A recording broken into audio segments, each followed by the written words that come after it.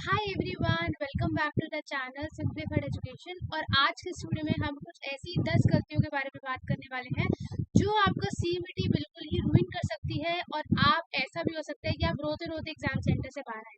ठीक है, सो ऐसी बहुत सारी मिस्टेक्स होती है। जैसे आज सबका आई थिंक नीट का एग्जाम था, तो नीट हो, सीयूईटी हो या कोई भी एग्जाम हो, कुछ ऐसी कुछ छोटी छोटी मिस्टेक्स होती है जो शायद हमारी प्रिपरेशन फेज को ओवरकम कर जाती हैं और वो हमारा पेपर रूइन कर देती है। तो प्रिपरेशन फेज तो इम्पोर्टेंट है ही, लेकिन उससे ज्यादा इम्पोर्टेंट है द एग्जामिनेशन फेज। तो आज हम बात करने वाले कुछ ऐसी 10 गलतियों के बारे में, जो कि इसमें से कुछ गलतियां मैंने भी करी थी अपने टाइम पर, तो मैं आपको समझा रही हूँ। And one more thing I would like to add कि अगर आप इस चैनल पर नए हो, मेक श्योर आप इस चैनल को सब्सक्राइब कर लो। वीडियो पसंद आए तो वीडियो को लाइक कर देना और अपने सारे दोस्तों के साथ शेयर करना जो इस साल CUET 2024 दे रहे हैं या फिर नेक्स्ट ईयर भी। पहली गलती होती है that not having enough preparation. वैसे तो आपको बोर्ड्स के बाद इतना टाइम दिया गया था कि सीयूईटी के लिए आप अच्छे से प्रेपरेशन कर सको, लेकिन बहुत टाइम ऐसा होता है कि हमारी जो स्ट्रेस लेवल होता है वो सिर्फ इसी की वजह से ज्यादा होता है कि हमने प्रेपरेशन ही नहीं करी है। तो इस फेज में मैं यही बोलना चाहती हूँ कि अभी भी जितना भी आपके पास टाइम बचा है 10-15 दिन, उसमें आप प्रिपरेशन कर सकते हो। मैं ये बोलती हूँ कि आप इस टाइम पे ऐसा कर सकते हो कि आप नए चैप्टर्स को मत टच करो। जो चैप्टर्स आप ऑलरेडी कर चुके हो उनको आप रिवाइज करो। तो 10 चैप्टर आधे अधूरे करने से अच्छा है कि आप कोई 5 चैप्टर करो पर वो पूरे करो।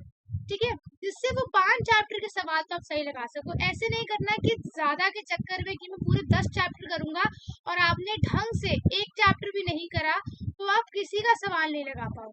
इसीलिए थोड़ा करो लेकिन अच्छा करो। क्वांटिटी मत देखो उस चैप्टर की या उस सब्जेक्ट की, क्वालिटी देखो।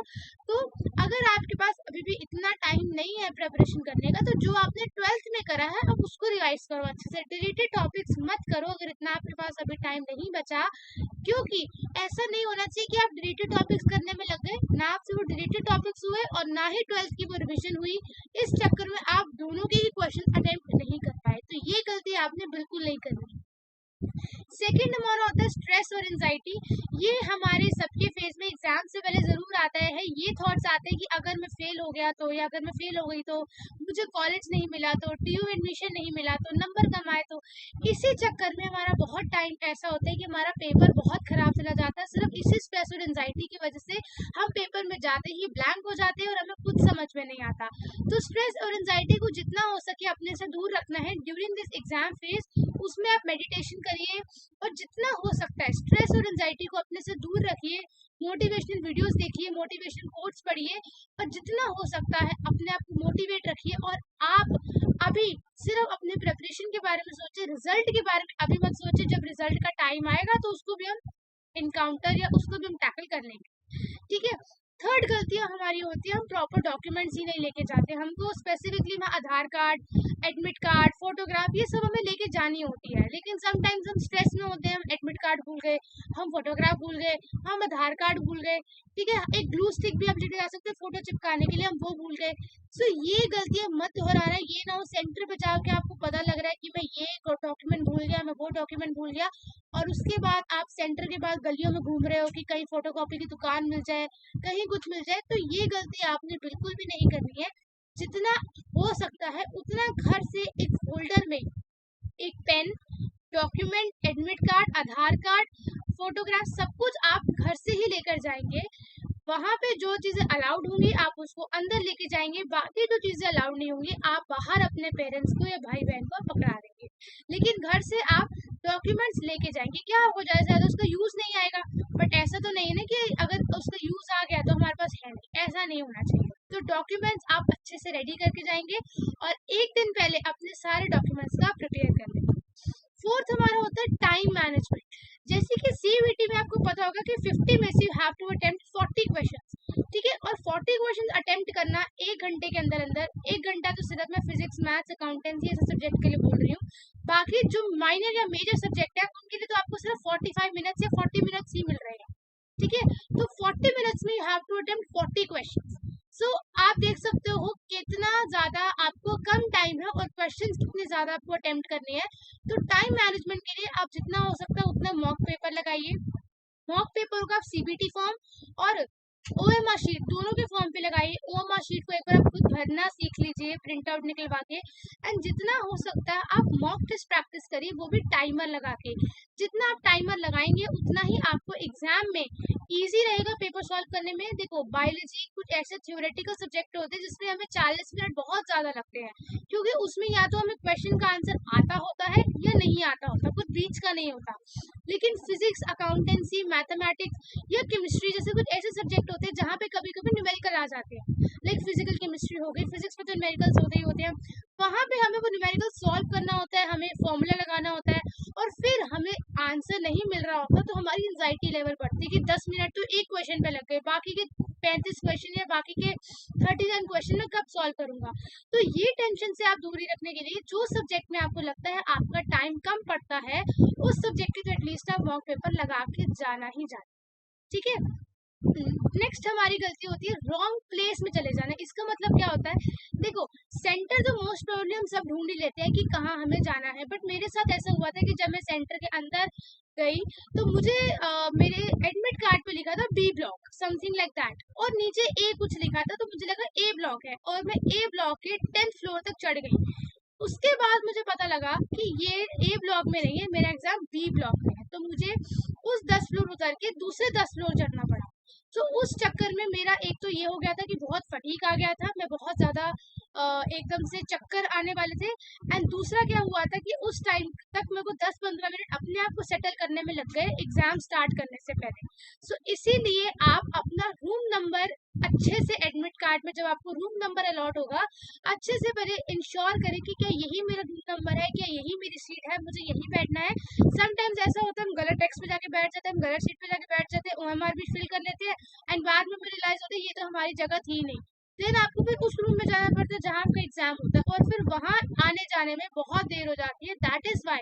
और ये होता क्यों है, उस टाइम हम बहुत पैनिक में होते हैं, हम बहुत स्ट्रेस में होते हैं, तो हमें एकदम से समझ में नहीं आता, तो हम कहीं पर भी जाके बैठ जाते हैं। बट यही एक ऐसा टाइम है जहां आपको थोड़ा तसल्ली से, थोड़ा शांत मन से फोकस करना है और अपनी सही सीट पे जाकर आपको बैठना है। ये कुछ छोटी छोटी गलतियां जो शायद हम सारे नहीं करते, बट कुछ लोग कर सकते हैं, तो आप एक बार संभल के रहना।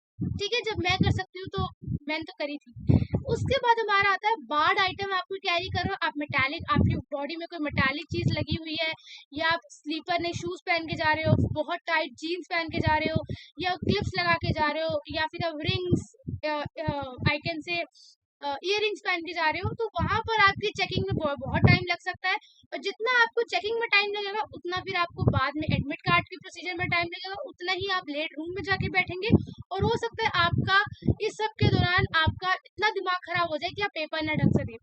तो घर से देख लेना, बार्ड आइटम की वीडियो है। बार्ड आइटम आप कोई कैरी मत करना। कोशिश कर रहे बहुत लूज सी टी शर्ट, एक लूज सा पजामा या ट्राउजर, और एक स्लीपर पहन के चले जाना। एंड गर्ल्स एक नॉर्मल आप रबर बैंड लगा सकते हो, that's it, nothing clip, nothing you have to wear. ठीक है, हाथ में कान में कुछ भी आपको नहीं पहनना है, no rings, no earrings, nothing, no hair band also. ठीक है, क्योंकि बार्ड आइटम्स पे ऐसा होता है कि वो आपको टाइम लगाएंगे, आपकी चेकिंग में टाइम लगाएंगे, और एक टाइम पे आपको लगेगा मैं पेपर दे ही नहीं रही हूँ, मुझे बहुत गुस्सा आ रहा है। तो आपने उस टाइम पर, आपको हो सकता है आप थोड़ा पैनिक कर जाओ, तो अपने घर से ही आप रेडी होके अच्छे से जाना। उसके बाद हमारा आता है दैट मिसअंडरस्टैंड द क्वेश्चन। ये हमारे साथ होता है कि हम केमिस्ट्री में भी, आपने एक क्वेश्चन आपने देखा होगा, या बायो में भी होता है, which of the following is not true और नॉट करेक्ट। तो वो नॉट वर्ड हम नहीं पढ़ते, या हम वैसा कुछ वर्ड नहीं पढ़ते हैं।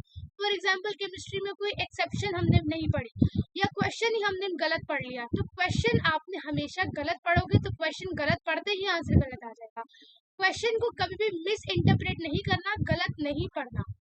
नॉट करेक्ट का मतलब अच्छे से पढ़ना है, not true, not correct. Not word एक ऐसा वर्ड होता है जो हमें शायद नहीं दिखता, तो ये वर्ड आप हमेशा देखेंगे, और क्वेश्चन को हमेशा सही अंडरस्टैंड करेंगे। जो क्वेश्चन नहीं आ रहा उसको उस टाइम के लिए छोड़ के हम नेक्स्ट क्वेश्चन पे पढ़ेंगे, उस क्वेश्चन पे बैठे नहीं रहना है। ठीक है, नेक्स्ट हमारा होता है कि हम क्या करते हैं, हमें लगता है कि ये क्वेश्चन का आंसर तो यही हो सकता है, ठीक है, और हम जो है उसको मार्क कर देते हैं। लेकिन आप देख सकते हो नेगेटिव मार्किंग है। +5 लास्ट टाइम थी, इस टाइम मैंने देखा नहीं बट शायद है। +5 is for correct answer and -1 is for your wrong answer. ठीक है, तो -1 की नेगेटिव मार्किंग है। तो जब तक आप श्योर नहीं हो तब तक आप आंसर मार्क ना करो। हाँ, 70-90% श्योर हो तो कर सकते हो मार्क, लेकिन ऐसा नहीं कि आप तुक्का मार रहे हो या आप 10% श्योर हो और आप मार्क करके आ गए हो। नहीं, हमने बहुत रिड्यूस करनी है नेगेटिव मार्किंग। नेगेटिव मार्किंग जितनी रिड्यूस होगी उतने हमारे नंबर पॉजिटिव पे जाएंगे। ठीक है, जितनी हमारी नेगेटिव आंसर्स नेगेटिव मार्किंग बढ़ेगी उतने हमारे सही आंसर में भी नेगेटिव मार्किंग शुरू हो जाएगी। तो नेगेटिव मार्किंग का अच्छे से ध्यान रखना। ठीक है, उसके बाद हमारा आता है that is not having the proper breakfast and proper hydration. So this is very very important. I don't know what ने आपको hydrated भी रखना है और आपने घर से ब्रेकफास्ट लंच जो भी है आपने अच्छे से करके जाना है। ठीक है, वहां पर बहुत बच्चे ऐसे होते हैं जो नहीं खा के आते एंड वो फेंट हो जाते हैं उस सिचुएशन में। तो ये चीज आपने नहीं रखनी। अगर आपको लगता है कि आप फेंट हो जाते हैं, क्योंकि ये कोई सर्दियां नहीं है, गर्मियों का मौसम है, जून जुलाई है, इस महीने में बॉडी को हाइड्रेशन जरूर चाहिए होती है। ठीक है, उसके अलावा आप जब गर्मियों में सेंटर्स में घूमोगे तो हो सकता है कि आप डिहाइड्रेटेड फील करो। तो अच्छा हाइड्रेशन और अच्छा ब्रेकफास्ट आपने करके जाना है एग्जाम से पहले। एंड लास्ट कि एक दिन पहले सो नहीं रहे हैं, ठीक है, कल एग्जाम है, नहीं, you have to have a proper sleep of somewhere around 8 to 10 hours. 8 से 10 घंटे की आप नींद प्रॉपर लें। ठीक है, वहां पर आपको नींद नहीं आनी चाहिए एग्जाम टाइम में। So these are some 10 mistakes जो कि बहुत से बच्चे करते हैं अपने एग्जाम टाइम में। इस वजह से कुछ मैंने भी अपने एग्जाम टाइम में करी थी, इसीलिए मैं आपको बता रही हूँ कि आप वो गलतियां ना दोहराएं। ठीक है, उसके अलावा बाकी सब अच्छा जाएगा। एग्जाम सीयूईटी का इतना मुश्किल नहीं आता, अगर आपने पढ़ा है you will be able to crack it very easily. ठीक है, उसके अलावा गॉड पे ट्रस्ट रखना, अपने पेरेंट्स पे ट्रस्ट रखना, अपनी मेहनत पे ट्रस्ट रखना और अपने टीचर्स पे ट्रस्ट रखना। ठीक है, आपने आज तक जितना भी पढ़ाई करी है अब उसको रिवाइज करना स्टार्ट कर दो। ठीक है, इंग्लिश में नए वर्ड्स करना शुरू कर दो, इडियम्स करना शुरू कर दो एंड जितना हो सकता है इस 10 दिन रिविजन पे फोकस करो। नया टॉपिक ना उठाओ तो ज्यादा बेटर है। अगर आप नया टॉपिक कर सकते हो वो आपके ऊपर है, अगर आप नहीं कर सकते तो नया टॉपिक अवॉइड करो। Just do the revision as much as possible.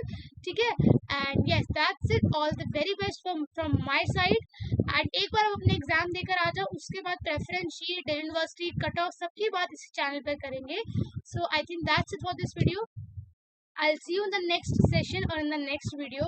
Till then, take care. Thank you so much and bye bye. Do hit the like button, share this video as much as possible, subscribe to this channel, and yes, one more thing, all the very best for your examination.